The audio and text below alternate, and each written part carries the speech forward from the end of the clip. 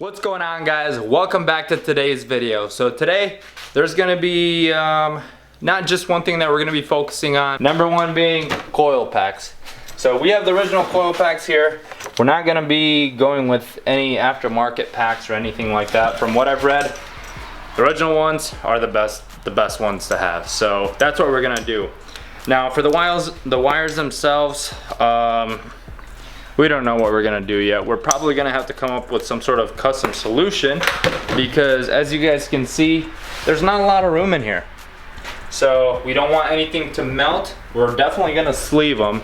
We're gonna wrap up our headers, and just to make sure to keep the heat away from this, you know, we don't want any of that going to turning into charcoal pretty much. Yeah, so, pretty much, or starting a fire or anything like yep, that. right, exactly. So with that said, I believe we're most likely gonna have to come up with some sort of aftermarket bracket. We will keep this bracket on the front, I think, Justin.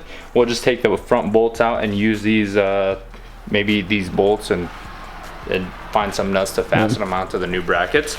We'll see what we can do. But the idea right now, I think what we're planning on doing is maybe positioning them around this area. If we can move that harness out of the way. So they'll be around here maybe, I don't know.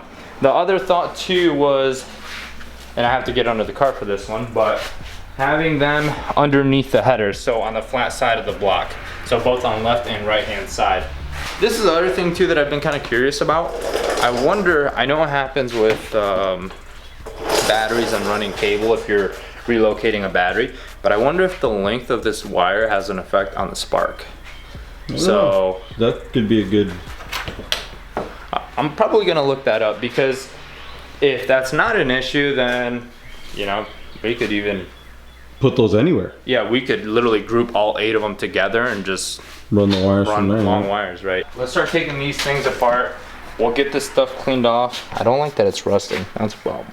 We'll just sand it going right off. You think so? Yeah. All right, well, let's try sanding one and let's see what happens. Okay, guys, we're back. So Justin got these cleaned up, and obviously they don't look the prettiest, but they're clean.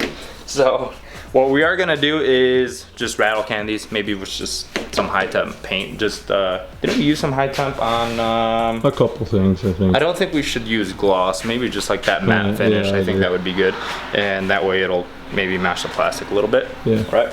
So we were gonna mount these on the side of the block, but change of plans. So obviously the engine is in the car right now, so I think this is gonna be a lot easier if we just tackle the brackets while the engine is outside of the car. So hopefully this next time that we take it out is gonna be the last time. And then we'll knock this out then. So for the time being, we are gonna set these aside, and this is our box of parts that we still got to install. There's a bunch of hoses. I did get these 2 knocked out just a few minutes ago as Justin was working on the coil packs. So these are the oil returns for the turbos. So these are all done. We just have to clock the turbos to get that that bung on the bottom side, because again, remember, we don't want any sort of restrictive flow. We want a nice straight shot back down to the oil pan. So that's exactly what we're gonna do with these. The other thing too, so we actually got our box of goodies today. So we got more fittings in here, and we actually got some clamps.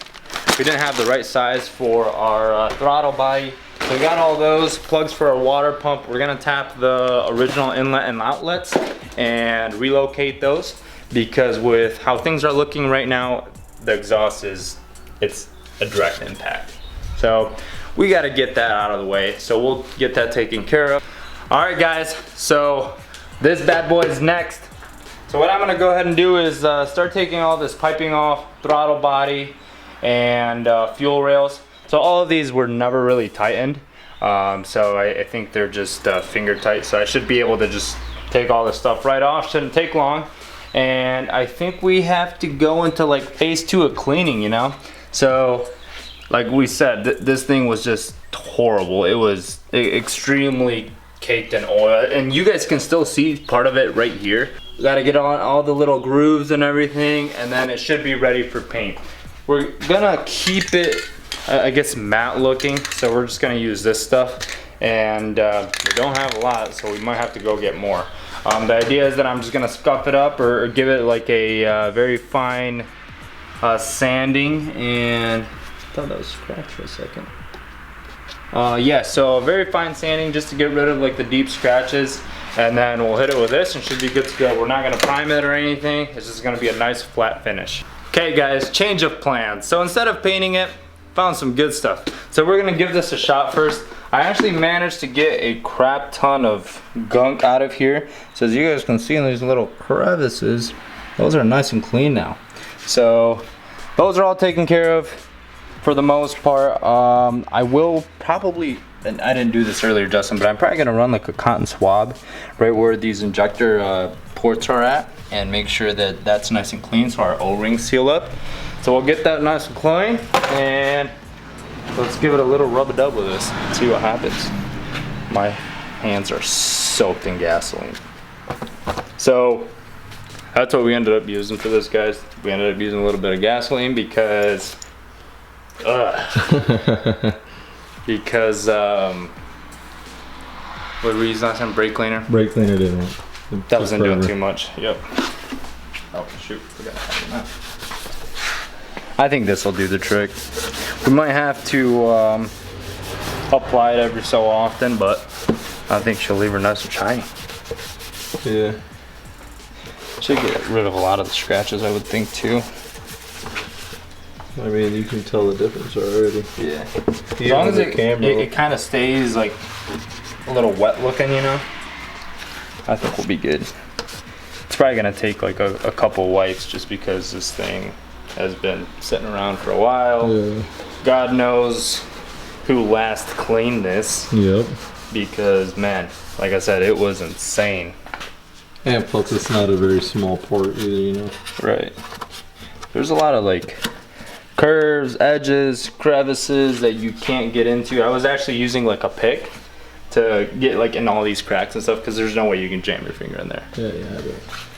Well guys, we're about to wrap it up. So gotta make 2 more hoses for our sandwich plate, oil feed and return, and that's about it. So gonna get a couple blisters here and there, but if you guys could please do me a favor, please don't forget to like and subscribe the video, and also please check out the previous content. So that's pretty much it guys. We'll catch you guys next week.